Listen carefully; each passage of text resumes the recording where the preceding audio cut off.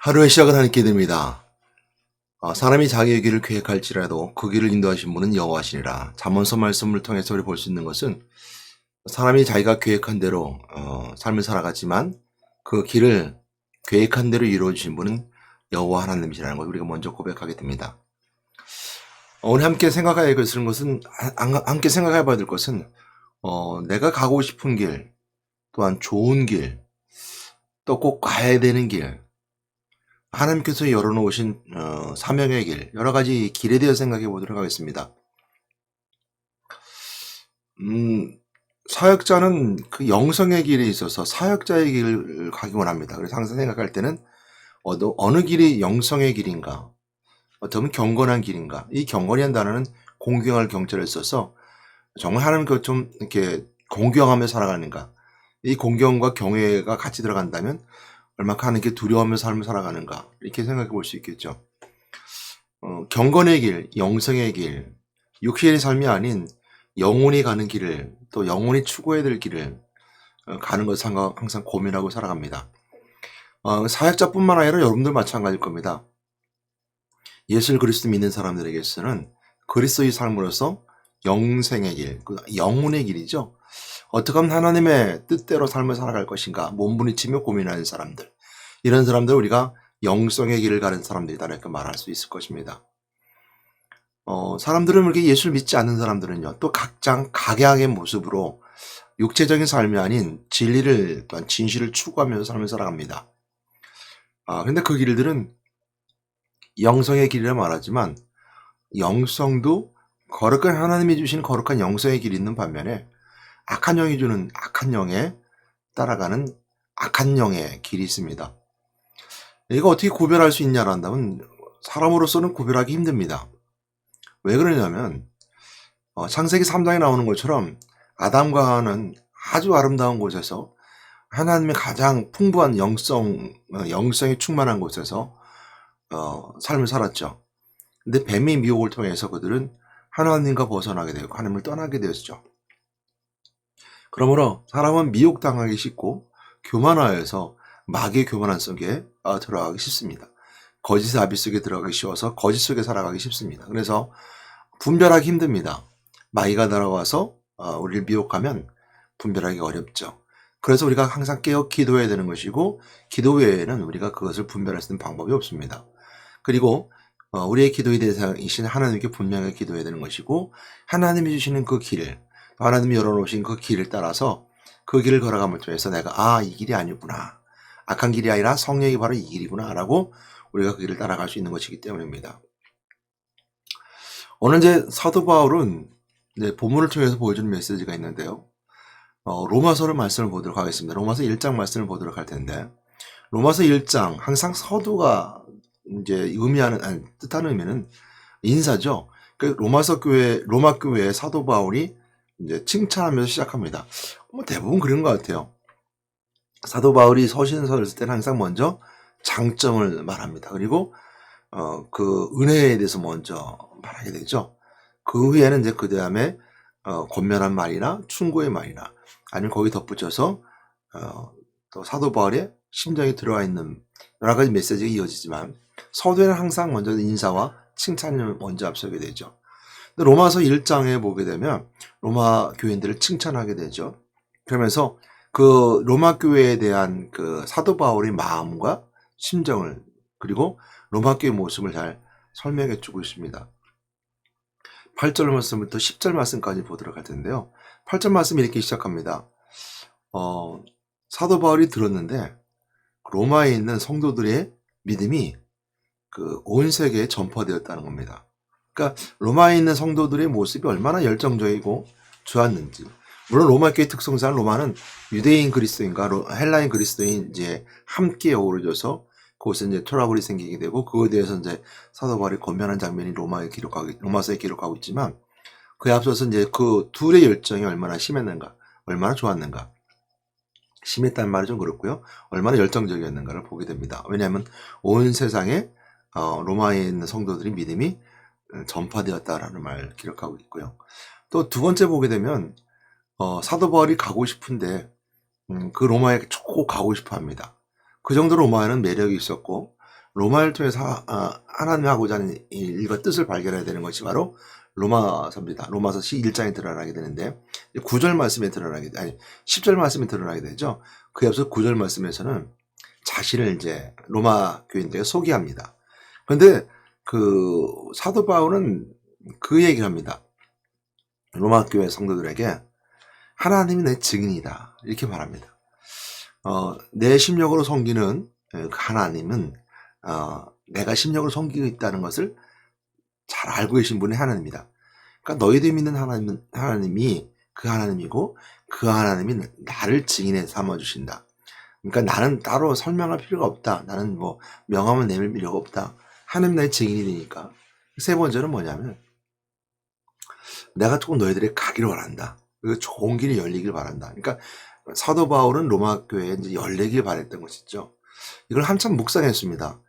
이걸 통해 내가 어떻게 성도들에게 말을 하고 또 오늘 유튜브를 보는 여러분들에게 하나님의 뜻과 또한 정말 영성인 삶, 거룩한 삶에 대해서 어떻게 전할 수 있을까라고 했을 때 첫 번째 기도해야 되는 것이었고 그 기도 속에서 하나님 뜻과 생각을 발견해야 되는 것인데 한참 묵상을 해봤었습니다.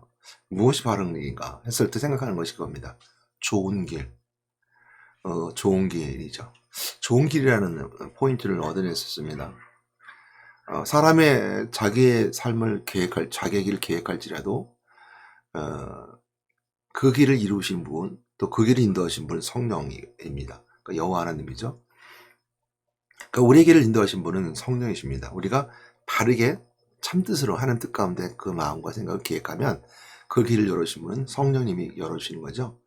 그럼 우리가 항상 말과 뜻에서 항상 하나님의 성령의 충만함이 은혜가 있어야 되는 것이고 성령의 언어들을 말해야 되는 것이겠죠. 그래서 처음 그전에 그런 얘기를 한 적이 있어요. 우리 권사님이 막 이렇게 불평도 불만들 할 때 권사님 꽃길만 걸으세요 이렇게 했습니다. 세상은 여러 길이 있습니다. 뭐 악한 길도 있고 더러운 길도 추악한 길도 있지만 꽃길은 한 길이죠. 하나님이 열어놓으신 길이 꽃길입니다. 그러니까 좋은 길만 가세요. 꽃길만 가세요. 이제 얼마 남지 않은 인생에서 자꾸 이제 안 좋은 것만 보고 더럽고 추악한 것만 보고 추악한 길 걷지 말고 더러운 길 걷지 말고 물론 보일 수 있죠. 교회 안에서나 세상에서나 보일 수 있어요. 근데 그 길 걷지 마시고 오직 꽃길만 하나님이 열어오신 그 아름다운 성령의 길만 걸으세요. 이렇게 말씀드린 적이 있어요. 꼭 필요한 것 같아요. 우리 영성의 삶이라는 것은 꽃길을 걷는 것인데요. 그 꽃길은 하나님이 열어놓으신 길입니다. 그 길을 발견하면 얼마나 좋은지 몰라요. 한번 봐도록 할게요. 사도 바울이 얼만큼 로마에 가고 싶었는지 그 절절한 심정을 보게 되는데 그 절절한 심정이라는 것은 사도 바울은 뜻이 있었습니다. 그리고 하나님이 열어오신 길이라고 생각했기 때문이죠. 물론 우리가 마게도냐에 있을 때 빌립보 넘어가자 마게도냐의 그 빌립보 지방에서 성령의 인도하시면서 부르는 음성을 듣고 환상까지 봤던 내용도 있었지만 오늘 이제 사도 바울이 그 로마에 가고자 하는 마음이 이 담겨지는 뜻에서 이 내용에서 성령이 얼마나 인도받고 있는가, 성령이 충만한 자로서 영성을 살고자 하는 그 몸부림이 얼마나 있는, 몸부림치고 있는 사도 바울의 모습을 한번 보면서 한 말씀 함께 읽어보도록 할게요. 로마서 1장 8절 10절 말씀입니다. 먼저 내가 예수 그리스도를 말미암아 너희 모든 사람에 관하여 내 하나님께 감사함은 너희 믿음이 온 세상에 전파됨이로다. 이건 이제 로마 교회 성도들이 말하는 거거든요. 예수 그리스도를 말미암아 먼저 내가 예수 그리스도를 말미암아 너희 모든 사람에 관하여 로마에 있는 모든 사람을 말합니다. 내 하나님께 감사함은 너희 믿음이 온 세상에 전파됨이로다. 그 로마 교회의 성도들이 얼만큼 그 믿음이 있었던 것을 오늘 사도 바울을 들었고 알았고 이들을 통해서 뭔가 하나님 뜻이 있다는 것을 발견하게 된 거죠. 그 로마 교회가 형성되게 한 그 배경은 이렇게 성경에 특별히 기록되어 있지는 않습니다. 근데 이제 사도 바울도 개척을 하지 않았거든요. 또 사도들도 개척을 하지 않았었습니다. 근데 이제 성경학자들이나 이제 성경 주석에 보게 되면 기록되어 있지 않지만 로마 교회를 설립한 사람이 기록되어 있지 않지만 대부분 추론해 보기는 사도행전 2장의 성령이 역사하는 현장 가운데 많은 사람들이 로마에서 온 사람들이 있었을 것이고 거기서 성령 역사하신 현장이 있었고, 그 믿음의 사람들, 다시 변화된 사람들이 로마로 들어가서 거기서 로마에서 그 헬라인이나 유대인들이 하나가 되어서 교회를 세워나갔다라고 이렇게 보는 것이 정설입니다. 그래서 성령이 세우신 교회라고 말할 수 있을 거예요.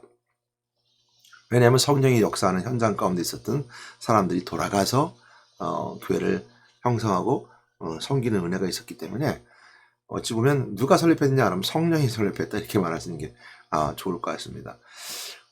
그런 그 교회이기 때문에 그 성령의 역사 현장이 얼마나 뜨거웠던지 온 세상에 그들이 믿음이 전파되었대요. 그 사도 바울의 심정에서는 그들의 모습을 보고 얼마나 좋았을까요? 제가 이제 서부 드라마를 보다 보면, 옛날 사람이니까 저도 보다 보면 참 은혜가 됐던 것 중에, 은혜가 아니라 참 재밌었던 것 중에 하나가 뭐냐면, 말을 길들이는 장면이 있습니다. 야생말을 길들이는데요. 야생말을 길들일 때 이게 품성이 좋은 걸 고릅니다. 그리고 또한 자기 인생의 젊은 청년이 이제 아버지에게 이제 말을 이제 선물 받게 되는데, 그 들판에 있는 야생마가 쫙 기릅니다. 근데 자기가 인생에 만나는 그 한 마리 말의 첫 인생의 말을 고를 때 좋은 품종 있는 걸 고릅니다. 그러면 그 중에서 여러 말이 있지만 비실비실 말이 아니라 막 들고 뛰는 야생말을 딱 골라서 걸고서 막 거기 올라타려고 몇 년을치 고생하고 묶어놓고 말합니다. 그러면 나중에 명마가 되죠. 갑자기 이제 말 얘기하니까 좀 이상한데요. 사도 바울의 심정이 그러지 않았을까? 로마 교회에 있는 성도들을 보면서 로마의 지역의 환경, 상황, 로마가 가지고 있는 어떤 퀄리티 높은 그 로마의 지역의 성도들의 모습, 철학이 있었던 그 로마의 철학 도시, 또 그 도시가 발전해서 정말 그 엘리트적인 사람들이 모여 있는 그 지역에 복음이 들어갔다. 그리고 그 복음 있는 사람들과 함께 하나님의 말씀을 함께 나눌 수 있다는 것은 사도 바울이 봤을 때 굉장히 메리트 있는 지역이 로마였습니다. 그리고 그 야생마를 길들이는 것처럼 정말 내가 뭔가 로마 교회를 통해서 뭔가 하나님의 뜻이 이루어졌으면 좋겠다고 싶은 처음 시작의 모습이 이제 그 모습이 담겨있지 않나 생각해 보게 됩니다. 그래서 내가 그의 아들이 복음 안에서 내 심령으로 섬기는 하나님이 나의 증인이 되시거냐 항상 내게 돼 시작과 너희를 말하며, 사도 바울은 자기가 어떤 업적이 이루었다 말하지 않았습니다. 너희들 하나님 믿지? 그 하나님 믿는 거. 내 심령은 나는 하나님 믿고 내 심령 믿는 그 섬기는 하나님이 나의 증인이야 하고, 지금 로마 교회에 지금 사도 바울이 자신의 명함을 내밀고 있는데요. 정말 이 장면에 저는 참 은혜가 됐습니다. 왜냐하면 하나님의 증인이라는 것은 하나님이 증인 서주는 거야. 근데 그 증인 서주는 그 증인을 받아들이는 그 사람들도 그 증인을 알 수 있다는 거. 로마 교회에 하나님의 증인이라는 이 사도 바울이 말을 던졌을 때 로마 교회 성도들도 마찬가지로 그 하나님의 증인이라는 것을 통해서 이 바울을 알아볼 수 있다는 거. 이거 얼마나 매력이 있습니까? 이 하나님의 증인이라.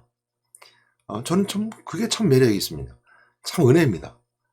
우리 교회는 그리스도교입니다. 그러면서 그리스도교라고 하면 사람들이 막 불어요. 그리스도교는 어느 교단입니까? 그리스도교는 그리스도는 교단인데 그리스도는 협의체입니다. 교단이라는 것을 가지지 아니하고 그리스도의 협의체로 만났기 때문에 교단이 교리보다는 성경을 따르는 성경이고 교리이기 때문에 교단이나 교파라 하지 않고 성경적인 교회란 말합니다. 이렇게 표현하면 잘 모릅니다. 사람들이 말할 때 아니 어느 교단이냐고요? 어느 장로교냐고 물어요. 그러면 우리는 장로교, 감리교, 성결교, 순복음교가 있지만 그 중에 우리는 그리스도교랍니다. 많지 않기 때문이죠. 막 설명해야 돼요. 그리고 힘들어요. 그 사람들은 자신들이 가진 캐테고리스만 이해하려고 하죠. 물론 이해는 됩니다. 이단들이 워낙 많으니까요. 근데 그리스도교회는 이제 신학교가 두 군데나 있고 그리스도신데 지금 이제 KC대하고 바뀌었죠. 강서구에 있는 거. 또 이제 은평구에 있는 서울기독대가 두 군데가 있고. 또 한계총회도 있었지만 지금 그 교회협의회 있죠. 대학으로 구성된 대학에 있는 교단들만 있는 그 교단의 이제 그 교회협의회는 신학대학에 있는 교단들만 이제 포함돼서 시작한 그 교회 협의체입니다. 어, 뭐 그리고 저 천안시 기독교연합회장도 이제 담임 목사님 하셨고요. 또 뭐 이단이라 말할 수 있는 여건들이 안 됩니다. 정통적인 거고 또 미국에서는 그만큼 또 침례교만큼 큰 성장한 교단이기도 합니다. 다만 이제 한국의 선교사님 오지 않았기 때문에 좀 인도나 저쪽 다른 쪽으로 이제 많이 그 그리스도교회는 선교를 했고 한국 쪽에 많이 오지 않았기 때문에 좀 많지 않습니다. 이해하기 어렵습니다. 그러니까 그리스도교회의 매력은 성경적으로 돌아가자는 것에 있습니다. 초대교회 모습으로 돌아가자라는 것에 있어요. 그것이 매력이 있고요. 또 교단 교리보다는 되도록이면 성경의 말씀에 따라가자. 그래서 성경에서 말하는 것은 말하고 성경에서 침묵하는 것. 이 성경이 침묵한다는 것은 결론이 안 나는 것들 말하죠. 그럴 때 우리가 침묵하자, 그냥 믿고 순종하자 이 뜻이거든요. 그래서 그 성경대로 돌아가자는, 그래서 어느 교리보다는 성경의 교리를 따르는 것이 바로 그리스도의 모습이기도 합니다. 그렇다고 기존 교리를 무시한다는 건 아니죠. 종교개혁자들이 칼빈 루터가 만들어 시작했던 지금 뭐 웨슬리라든지 찌빌리라든지 만들었던 모든 교리를 무시한다는 것은 아니고, 그것도 중요한 것은 우리가 그걸 비본질적인 거라고 하거든요. 본질적인 것은 일치를, 그리스도의 일치를, 비본질적인 것, 서로 다툼이 되는 것들에 대해서는 사랑으로 서로가 우리 협력하자. 이것이 이제 이 은혜이기 때문에 좀 아니다. 그러니까 뭐 교단의 교리를 따르지 않는다고 해서 무시하거나 없애자는 것이 아니라 우리는 되도록 성경적 교리를 따라가자. 이게 이제 성경의 내용을 따라가자. 그런 교리입니다. 그러니까 이 얘기를 하는 것은 뭐냐면 이렇게 말하지 않아도 하나님의 증인이시라. 이것이면 다 서로가 이제 알 수 있다는 것이 얼마나 큰 은혜인지 모릅니다. 하나님의 은혜, 하나님의 증인이십니다. 그 하나님의 증인의 표시는 뭐죠? 그리스도입니다. 예수 그리스도. 그러니까 모든 게 기준이에요. 그러니까 뭐 예수교 장로고 기독교 장로고 기독교 감리요, 다 기독교라는 것이 그리스도라는 뜻이거든요. 그러니까 그리스도를 중심하는 거죠. 그러니까 우리가 하나님의 증인이라 했을 때 그 증인은 그리스도예요.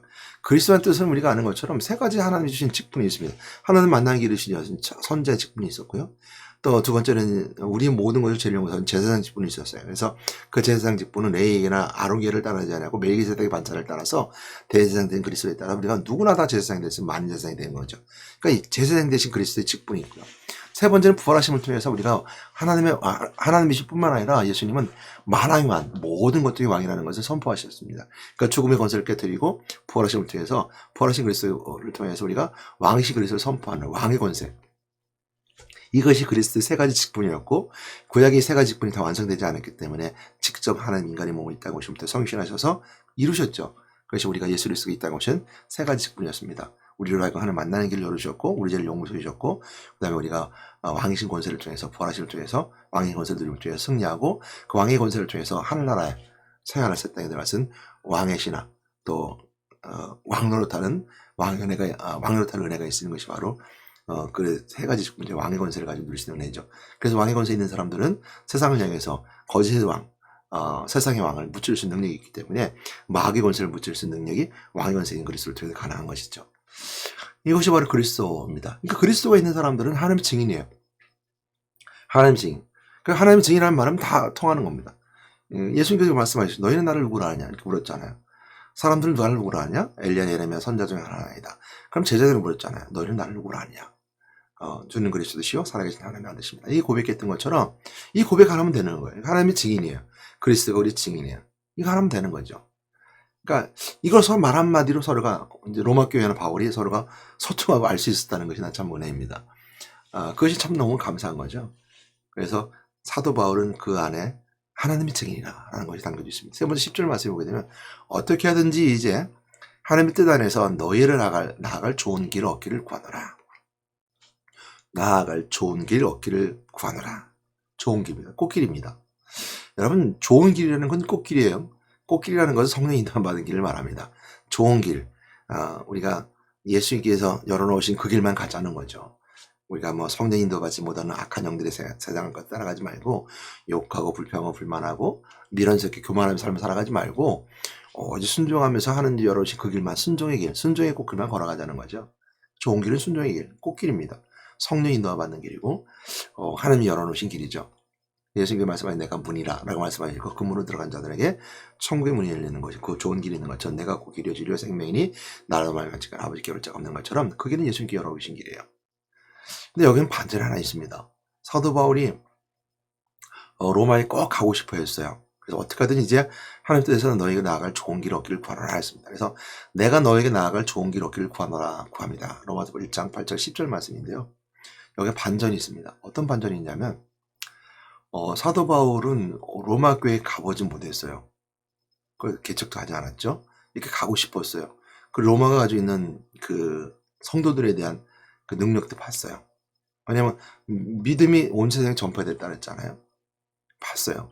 그리고 하나님의 증인이란 말 한마디가 로마 교회에서 그 서신 읽힐 정도로 그 하나로 더 서로 좋겠어요. 하나님이 나의 증인입니다. 당신들도 하나님의 증인이죠. 이 말 한마디가 서로 좋겠어요. 그런 만큼 로마에 가지고 있는 은혜가 있었죠.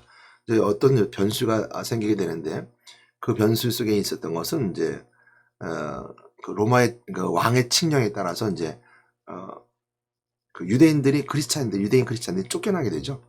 헬라인 크리스찬들이 가만히 있게 되고 헬라인 크리스찬들이 이제 막 이제 부흥이 일어나게 돼서 나중에 시간이 한 5년인가 지난 후에 유대인 크리스찬들이 다시 로마에 들어올 수 있는 기회를 얻어서 들어옵니다. 그 안에 들어왔을 때 이제 그 어떤 그 그리스도에 대한 것은 변함이 없지만 비본질적인 거, 생활하는 거, 교리적 내용적인 것이 이제 트러블이 생깁니다. 그러니까 할례라는 문제라든지 이런 부분들이 이제 문제가 생기게 되죠.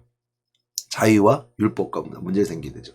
그거에 대해서 서신을 쓰게 되는 것이 로마서 서신인데요. 그에 앞서서 그건 변수고요. 여기서 우리가 반전이라는 건 뭐냐면 결국 로마에 가긴 갑니다. 사도 바울이 가는데 그냥 이렇게 평범한 몸으로 가지 않아요. 그러니까 죄인이 되어서 압송되어서 로마를 갑니다. 로마에 가게 돼서 그들은 그 사도 바울이 원했던 것은 서바나 지금 이제 스페인까지 복음을 전하기 원했던 것이 사도 바울의 계획이었어요. 그래서 로마까지 가긴 가는데 로마의 감옥에서 삶을 살면서 거기서 그 다음에 말씀이 끊어져요. 그러니까 로마서뿐만 아니라 바울의 서신 속에서 로마에서 감옥에서 이제 투옥한 후에 그 다음에 거기에 어디를 갔다든지 어떤 사역이 일어났다든지 이런 내용들이 없습니다. 목자들은 그래서 말하기를 이제 로마의 감옥에서 순교를 했을 것이다라고 이제 표현하는 것이 많은 사람들이 이제 추론이기도 한데요.